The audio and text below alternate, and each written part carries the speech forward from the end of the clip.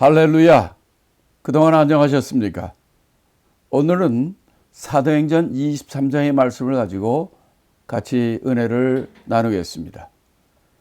사도행전 23장은 제가 크게 세 부분으로 나눴습니다.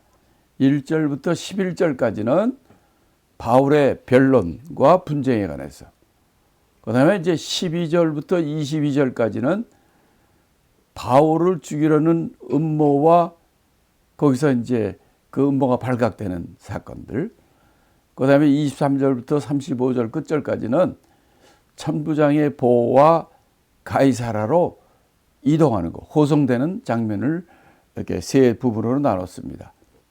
1절부터 5절까지 말씀을 함께 읽고 그 말씀을 통해서 우리에게 주시는 하나님의 귀한 뜻과 교훈을 우리가 알아보겠습니다. 1절부터 5절까지 바울의 변론에 관한 얘기입니다.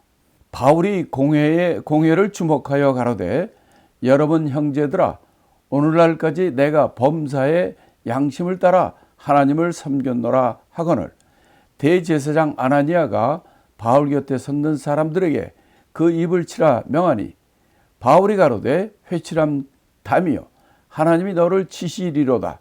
네가 나를 율법대로 판단한다고 앉아서 율법을 어기고 나를 치라 하느냐 하니, 곁에 선 사람들이 말하되, 하나님의 대제사장을 네가 욕하느냐? 바울이 가로되, 형제들아, 나는 그가 대제사인 줄 알지 못했노라. 기록하였으되 너희 백성의 관원을 비방치 말라 하였느니라 하더라. 자, 1절에 보시면은, 1절에 보면은 이 바울이 이 공회에 나와서 얘기하는 장면이 나옵니다. 그런데 이게 지금 어떤 장면인지 우리가 좀 이해를 해야 됩니다. 바로 우리가 22장 마지막에는 22장에서 어떤 일이 있었습니까?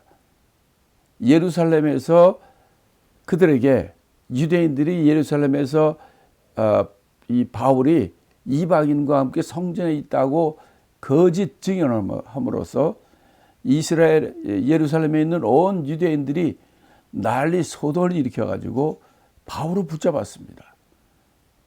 그래서 이 온 소동이 난 것을 알고 천부장, 백부장들이 와가지고 그 바울을 끄집어냈어요. 그리고 소동을 일으키는 많은 유대인들이 바울을 그냥 잡으려고 난리를 치고 이럴 때, 일단 재판도 없이 그렇게 소란을 떨면 되겠습니까? 그러니까 무슨 내용인지 모르는 상태에서 바울을 끄집어가지고 이 군대 영문으로 데리고 가려고 그러다가 바울이 얘기합니다. 그렇게 얻어맞고 그렇게 어려움을 당했는데도 군대 영문으로 군대 병사 그 집으로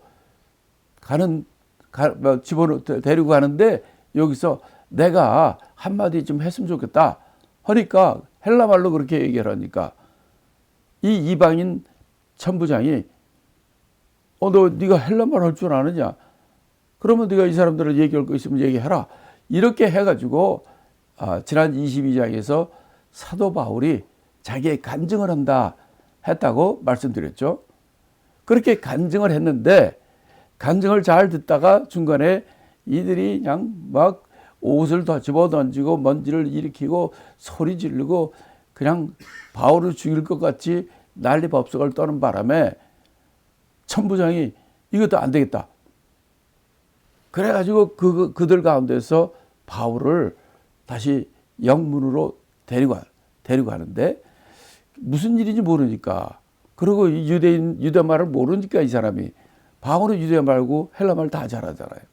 그러니까 바울을 데리고 와서 바울을 족치면 도대체 얘가 무엇 때문에 사람들이 이렇게 난리치는지 알겠구나 해가지고 채찍으로 이 바울을 치라 이렇게 얘기를 한 거예요. 이때 바울이 그 채찍에 맞으면 거의 죽거든요. 이때 바울이, 나는 로마 시민인데 너희가 죄도 정치 않고 이렇게 재판도 안 하고 사람을 칠 수 있느냐? 이렇게 함으로써 이 바울을 치는, 채찍으로 치는 그 일이 멈춰지고, 로마 시민이기 때문에 이제 잡고 메었던 이런 것들도 없이 이 로마 병사들이 있는 그 안에서 그런데 대체적으로 자유롭게 그 안에서 있게 된 거예요. 그러면서 이 사실을 정확히 알기 위해서 유대인의 그 대표 모임인 그것을 뭐라고 그러냐면 유대인들의 최고 의결 기관을 우리가 산헤드린 공회라 합니다. 그 산헤드린 공회에서 회장이 누구냐? 대제사장이에요. 그리고 거기에 참석하는 사람들이 70명입니다. 70명이 다 장로예요. 그런데 그 가운데는 70명이 그러니까 유대인들의 총 대표들이죠. 그 사람들이 대표성이 있으니까 그 사람들 앞에서 그러면 네가 발표하고 이제 그들의 저거를 들으려고 이렇게 22장 마지막에서 그렇게까지 결정을 했습니다. 그래서 이제 그 다음날 천부장이 산헤드린 공회원들을 오라고 그래가지고 공회원들 앞에서 바울을 집어넣고 너희들 여기서 그 이제 로마법이 아니라 이 지금 이들이 막 자꾸 그러니까 이들 간에 서로 대화를 천부장이 이제 보는 거죠. 이렇게 바울은 지금까지도 얼마나 많은 고생을 하고 죽게 될 뻔하다가 다시 구출되고 죽을 뻔했다가 다시 구출되는 일을 계속해 왔어요. 그러고 다시 이제 바울이 또 그 산헤드린 공회원들은 바울을 엄청나게 미워하거든요. 이 사람들 앞에 또 서게 된 겁니다. 이때 정말 내가 바울의 입장이라면 너무나도 무섭고 너무나도 이거 험악하고 너무나도 그 위압에 확 압도당하는 그런 분위기입니다. 그거는 우리가 여러분들이 나쁜 짓을 하든지 어떤 해서 재판을 받는다든지 아니면 경찰에 잡히든지 중국 같으면 공안에 잡혀가지고 조사를 받거나 이럴 때면 완전히 압도당하는 그런 케이스와 같은 겁니다.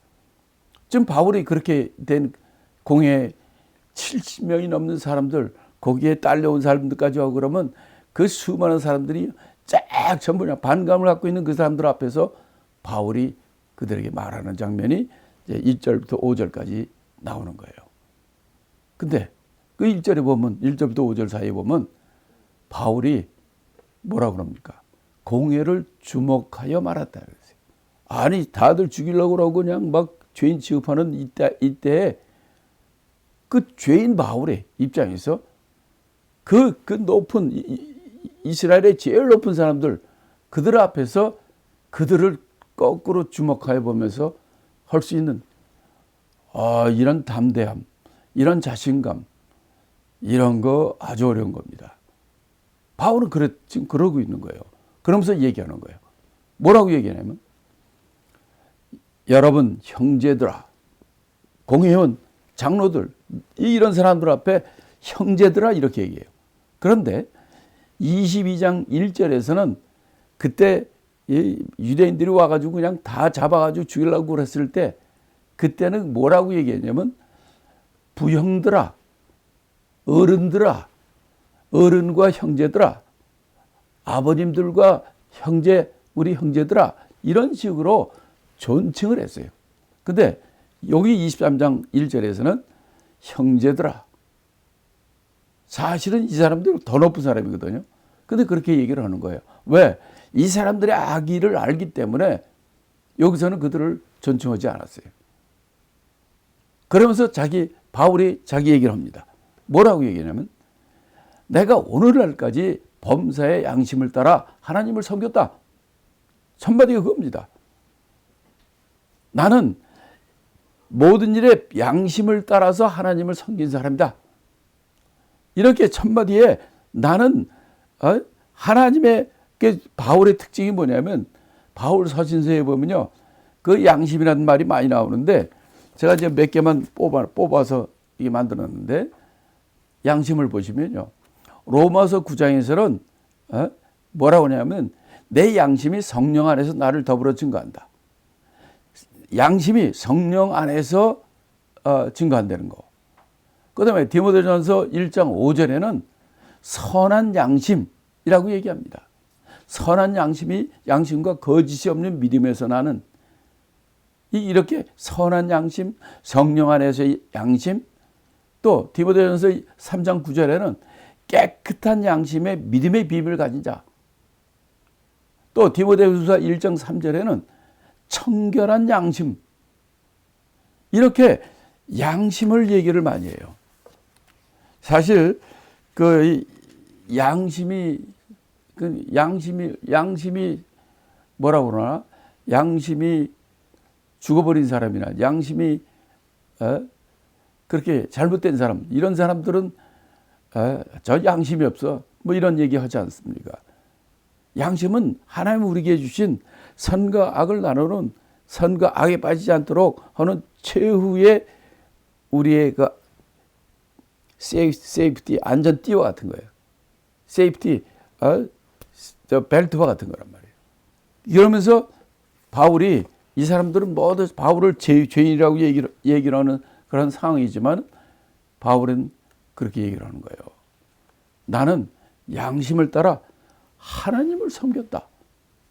이렇게 얘기를 하니까, 이 바울을 갖다가 변절자, 이단의 괴수, 나쁜 놈, 막 하나님을 떠난 자, 이렇게 얘기를 했는데 하나님을 섬겼다고 그러니까, 거기 있던 대제사장이, 그 이름이 이제 아나니아인데, 그가 그 옆에 있는 사람한테 저 주둥이, 입을 치라 했지만, 아마 거기서 얘기했으면 우리 식으로 하면 저 주둥이를 쳐라, 그렇게 명한 거예요. 이건 가장 모욕적인 거거든요. 입을 치는 것이. 이런 일을 바울이 이렇게 하나님을 섬겼다, 양심을 따라 섬겼다 할 때, 거기 있는 사람들이 그 위압적으로 그 입을 쳐라 하는 말이 나와요. 이럴 때도 바울은 거기에 주눅들지 않습니다. 담대하게 말을 하는 거예요. 뭐라고 얘기하냐면, 이 회칠한 담들아, 거꾸로 하나님이 너를 칠 것이다. 네가 율법대로 판단한다고 앉아가지고 거꾸로 율법을 어기고 나를 치라 하느냐, 이렇게 바울이 말해요. 이게 완전히 아주 그냥 완전히 업적이고 그런 분위기 가운데서도 도대체 바울이 어찌 이렇게 담대할 수 있는가, 이 깜짝 놀랄 지경이에요. 여러분 어떻습니까? 도대체 이런 것이 어디서 나올까요? 그는 제가 보기에는요, 정말 하나님의 살아계심을 믿고, 하나님이 오르시고 하나님과 내가 동행한다는 확신이 있기 때문에 어떤 상황, 어떤 환경 가운데 있어도 두려워하지 않을 수 있는 거예요. 내가 선한 양심을 가졌고, 내가 진정으로 하나님을 섬기고 하나님이 나와 함께 한다는 확신이 있으니까 죽음에 두렵지 않은 거예요. 이렇게 얘기하는 것을 볼 수 있습니다. 그랬더니 바울이 이렇게 얘기하니까, 야, 너 지금 하나님의 대제사장한테 네가 욕하느냐 하고, 너한테 그렇게 명령한 사람은 대제사장이야, 하나님의. 이렇게 얘기를 하니까 바울이 뭐라고 얘기합니까? 나는 그가 대제사장인 줄 몰랐다는 거예요. 진짜로 몰랐나 봐요. 그러면서 성경 말씀을 갖다 댑니다. 재판장을 욕하지 말고 백성의 유사를 저주하지 말라 하는 말이 모세 오경, 특별히 출애굽기 22장 28절에 그 말씀이 있습니다.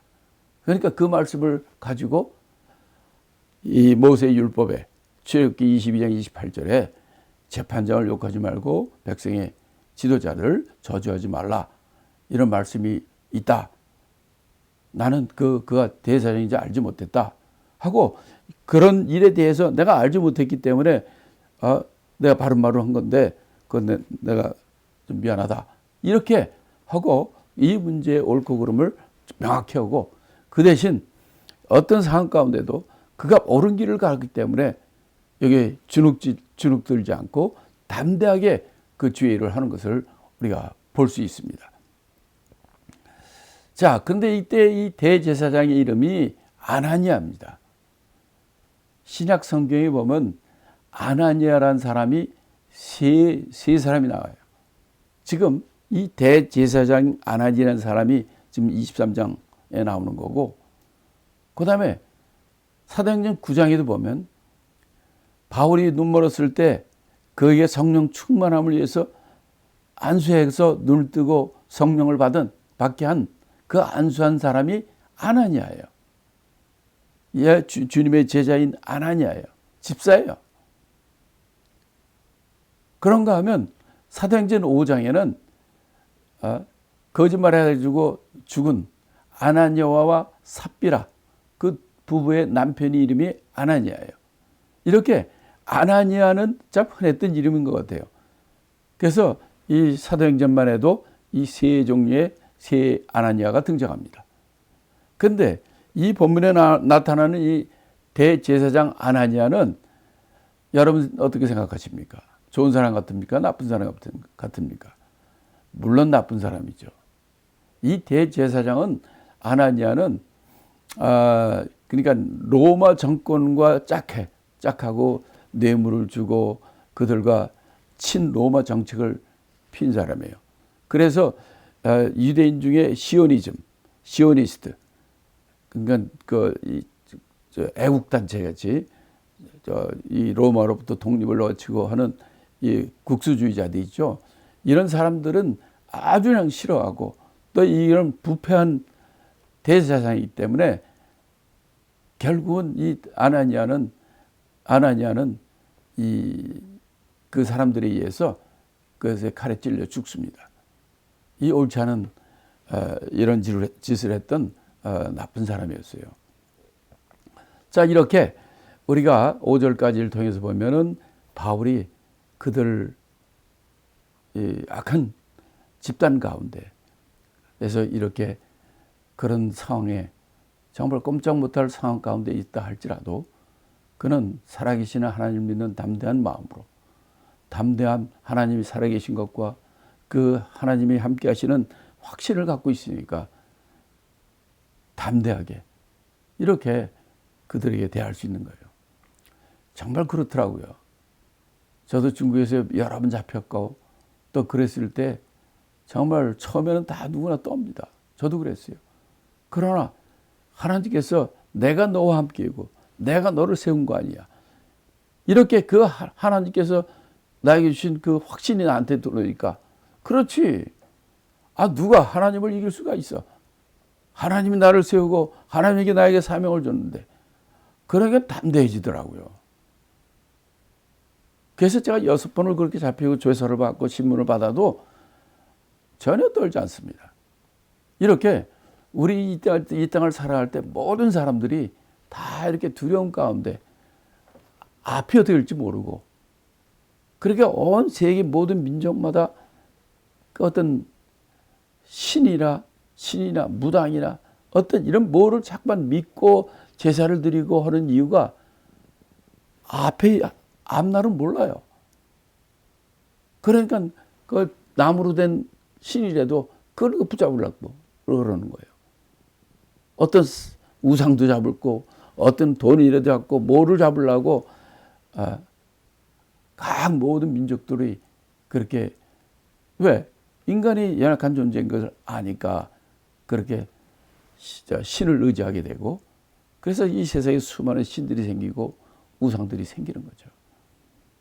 그러나 이 세상에 유일한 신이시고 이 세상에 우리에게 전능자시고 전지전능하시고 무소부지하시고 우리의 아버지가 되고 전권을 가진 하나님이 함께 한다는 걸 아니까 바울같이 이렇게 이런 환경 담대하게 그들에게 외칠 수 있는 것입니다.